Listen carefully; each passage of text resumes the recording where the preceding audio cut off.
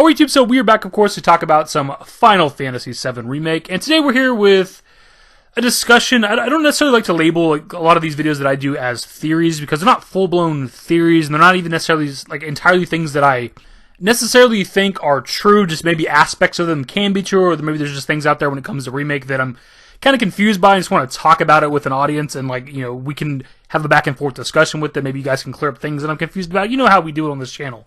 So anyways, what it was is that obviously a lot of people have been playing the game more recently because of the game coming to PC. So there's always new posts on Reddit, people talking about the ending of Remake and so on and so forth.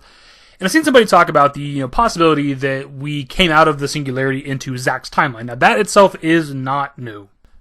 Obviously, we don't 100% know anything about what they're doing with the Remake story. We can posit ideas and stuff, and we talked about all kinds of different possible endings for Remake. But the idea that there's multiple timelines, alternate timelines, us coming out into Zack's timeline, a timeline where Zack survived or whatever the case, that's something that I think is the kind of the most common, at least that I've seen since we've been talking about this game for almost 2 years now. Which I know for some people, because of COVID and shit like that, and I hate to even mention that real world shit, because you come to YouTube for an escape. But I know for some people, the last 2 years or so went by slowly. But for me, man, it feels like it's flown by. I cannot believe that this game released in just a few months, 2 years ago, dude. I feel like I've barely been talking about this game, even though we talk about it all the fucking time. I feel like I've barely been talking about it, and the game's already 2 years old almost. Now, my headcanon changes a lot for what I think's going on with the ending of Remake. It's usually based on, some of the more recent theories that I watch, listen to, read, talk about, whatever the case. But us coming out into an alternate timeline or us coming out into Zack's timeline, I think is the one that I most commonly, stick to whenever I talk about this stuff. Also, with this shit, there's a possibility of, 3 timelines, because we have the Remake timeline, possibly, the original game's timeline, and then, whenever we see the Zack scenes at the end of base game Remake, some people say that the Midgar in the background is different. I've never really been able to notice it, but there is the possibility that there could be upwards of 3 timelines when it comes to Remake. Wild shit. Very Nomura. Now, a small part of why I think that we are in Zack's timeline is because the devs with the Ultimania for the game put a lot of emphasis on the Buster Sword for some reason. They're we see that Zack's got the Buster Sword, we see that Cloud's still got the Buster Sword, how is that possible? But if we hop timelines or went to a different timeline where Zack survived, and it's clearly a timeline where he didn't pass the Buster Sword on because he didn't die, it's pretty easy to explain away. Just think of the first example that comes to mind for me is Avengers Endgame, when they go into the past, which creates an alternate timeline. The Russos confirmed that that's what they're doing in the MCU. In that alternate timeline, there's copies of each other. There's a second Captain America, there's a second, Hulk and stuff like that. It's pretty easy to explain away. Another possible theory out there is that being within the singularity makes you immune to any changes that might happen with defeating the Whisperer. So whenever we left the singularity, maybe we're still in the Remake timeline, but obviously Zack survived. Maybe there's other changes, but because we were in the singularity when the Whisperer is defeated, Cloud had the Buster Sword on his back, we come out to an altered timeline where Zack didn't die, didn't pass the Buster Sword on. Easy way to explain 2 Buster Swords. Anyways, the main point of that is that the devs putting emphasis on the 2 Buster Swords, the one Cloud has, the one Zack has, I think has significance in that it probably points towards us hopping timelines, time travel, whatever might have happened. Now, another reason why I think that we joined up with Zack's timeline, or maybe he joined up with our timeline, came back to life in our timeline, whatever might have happened, is because if he's in a separate timeline, then what would that matter?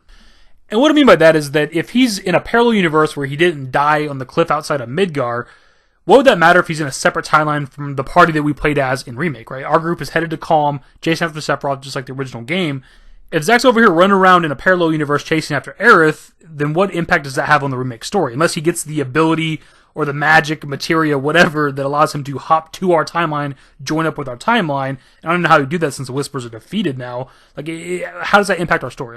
They has to be, our characters all have to be in the same universe, right? They have to be in the same world, the same Gaia at the same time. Otherwise, what would it matter?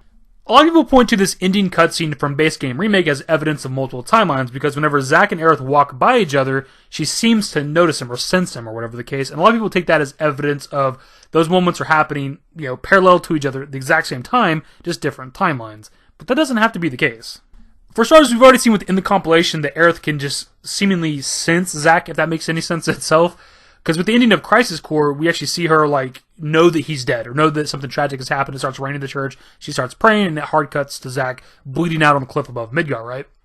And obviously, in that moment, they are miles and miles apart, right? She's in the Sector 5 church, he's on the cliff outside of Midgar. But whether that's her powers, or whatever you want to call it, her being an ancient that allows her to know that he's dying or dead, or the planet itself is telling her that, regardless, she can sense him.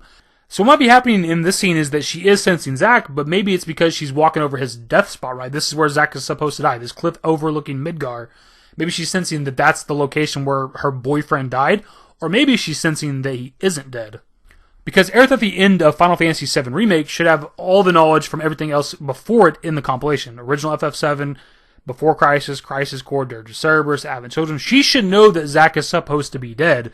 So maybe when she walked over that spot, she got a reading or a senses energy or whatever you want to call it, that he isn't dead. And there's actually another popular theory out there that I kind of want to add on to with this video that I thought of while recording, is that Zack is potentially dead. This theory kind of goes that whenever he's at the Sector 5 church with the ending of episode intermission, we see like the white light behind him when he opens the door, very similar to Advent Children, where Cloud sees him and Aerith at the doors of the Sector 5 church, white light behind them, live stream, all that shit. You also have the people inside the church that don't seem to notice Zack, even though he completely explodes through the door. Now that could either mean that they're also dead, stuck in limbo, can't join the live stream, or maybe because he's dead, they don't sense him. So what might be happening here with this ending cutscene is that maybe it is indeed happening real time, Aerith and Zack walking right by each other, but he's dead, not fully joined with the live stream yet, and she is sensing him. So with the ending cutscene, we're led to believe that Zack survived that fight, but maybe he doesn't realize that he died. He thinks he survived, killed everybody, he's the hero, and he's going to carry his buddy Cloud to Midgard, get him some help, meet up with his girlfriend Aerith, but again, he does not realize that he's dead yet. And this could also explain the two Buster Swords, because we've seen that within the FF7 universe, when people die, they go to the live stream with whatever they had on them, their clothing, their weapons, their items, whatever. And we've seen with the Advent Children, whenever Cloud talks to Zack, that Zack has the Buster Sword. And the thing is, we talked about this before, the two Buster Swords, Zack being alive, Zack having the Buster Sword in the live stream. We've discussed this before in a separate video, but I don't know if we talked about it like to this degree, this in-depth, or from this angle. It's personally my favorite one, because this gives us more Zack. If we can like cut away to Zack and him figuring out what's happening, him coping and accepting death, it gives us more Zack without him being alive. Because I've always said that I don't understand how he is alive. Because if us defeating the Whisperers saved him in the past, like how do we defeat the Whisperers all throughout time? That doesn't make any goddamn sense. I know it's a video game, I know it's fictional, but as we talked about before on this channel multiple times, if you defeat the Whisperers all throughout time, the ripple effect, the butterfly effect from that would be massive. It wouldn't, if we defeat the Whisperers all throughout the history of Gaia in every parallel universe and timeline, like it wouldn't just save Zack. That would not be the only outcome. Like it would be so many things. If defeating the Whisperers all throughout time, maybe Sephiroth didn't get away with, wrecking Nibelheim. Maybe Cloud's mom didn't die. Maybe Barrett's wife didn't die. Plus, as we talked about before, if we defeat them in the past, then that would create a paradox, because, Zack surviving in the past would mean that he would never have passed the Buster Sword on the Cloud, plus he would have carried Cloud to Midgard to get some help, so Tifa never would have found like a almost dead Cloud in Sector 7, which would then also mean that he probably would have never joined up with Avalanche, which he never would have helped to take down Shinra within Midgard, blow up some reactors, so the events of the original FF7 probably never would have happened, also the events of Remake never would have happened. And look, I'm looking at this from a quote-unquote logical perspective. Obviously, it's a fictional story. They can write it however they want to. We can defeat the Whisperers all throughout time, the millions and billions of years of the planet of Gaia. And the only change is that Biggs lives, maybe Jesse lives, and maybe Zack lives. That could be the only outcome or whatever. Just that wouldn't make a whole lot of goddamn sense. So for me, from like a storytelling perspective, I think Zack being dead is the best thing here. Do I want him to be alive and get to have that moment with Cloud again, and especially have that moment with Aerith again, talk to them, hang out with them, maybe fight alongside us, travel the world with us, or whatever the case? You're damn right I want those things. But it's going to be hard for me to suspend my disbelief if he is alive. But look, that's just me, man. They're not making this game for Dashing David on YouTube, right? They're making it for a wider audience out there. A lot of people like the character of Zack. If they could find a way to make him be alive, like they're gonna do it, right? Like they know he's a very popular character. And again, I won't hate it if he is. I just hope they make it make sense. I've said it before on this channel, but because of Crisis Core, how much we got to get in on the character of Zack and really know him as a person, as a character, he's probably my favorite Final Fantasy VII character overall. Maybe even my favorite Final Fantasy character overall. I can't really think of a character that I'd like more than him right now, and if there was one, it'd be from Final Fantasy VII. So if there's a way that he can be a part of the remake story more, then yeah, I'm all for that. But that can be done in the live stream. That can be done if he's dead. We've seen it before with the story of FF7 compilation. We've seen Aerith help us from the live stream. Maybe Zack can do the same thing.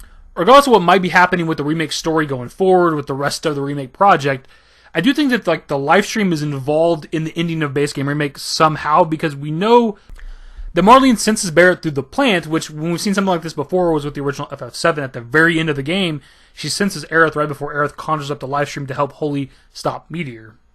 And I think she might have had some sort of connection to the planet or the flowers within the Sector 5 church in Advent Children, but honestly I haven't watched that movie in a long time. Either way, she has some sort of connection to the planet. It seems very similar to Aerith.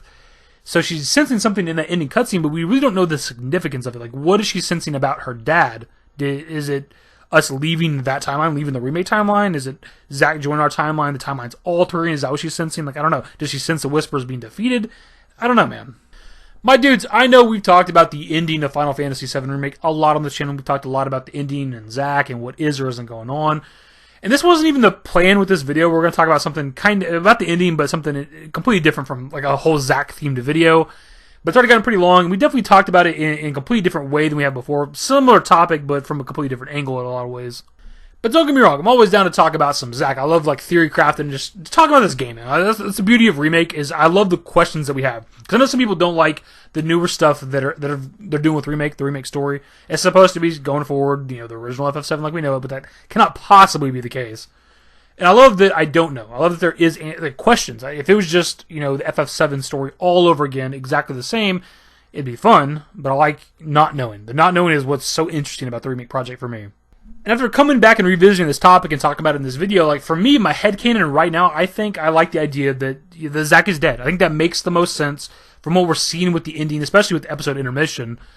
And I like the idea that, I like the tragic, sad story that could tell, where Zack's got to learn that he's dead, learn that he can't be with Aerith again until maybe she dies later on in the Remake story, and they can reunite and be together forever within the planet. Like, that's a happy ending, but it could be a tragic, sad tale leading up to that happy ending. Obviously, there's a massive new audience to this game with the game coming to PC, so that's another reason why I want to kind of revisit this ending discussion here. I want to pass it off to you guys. We've been talking about this shit, a lot of us, for a year and 8 months now, almost 2 years. We've talked about it a lot, my dudes. What are your thoughts? Maybe you come across new theories since we've last talked about it on this channel. Like, what do you think is going on with the ending, specifically with Zack? Not necessarily the whole Remake story. Do you think Zack joined our timeline? Did we join his timeline? Do you think he is dead? What do you think's going on? My dudes, that is the video. Hopefully you enjoyed. If you did, give it a thumbs up. Subscribe to the channel if you guys are new and did more Final Fantasy VII Remake content. Turn on my notifications. Follow me on Twitter, @DaveYT, and my Discord. Links to my social networks are in the description and in the outro. Later, guys. Used to care what people thought, but now I care more, and nobody out here's got it figured out. So therefore, I've lost all hope of a happy ending, depending on whether or not it's worth it. So insecure, no one's perfect. We spend it with no shame. We blow that like Coltrane. We in here like Rogaine, or leave it like Cobain.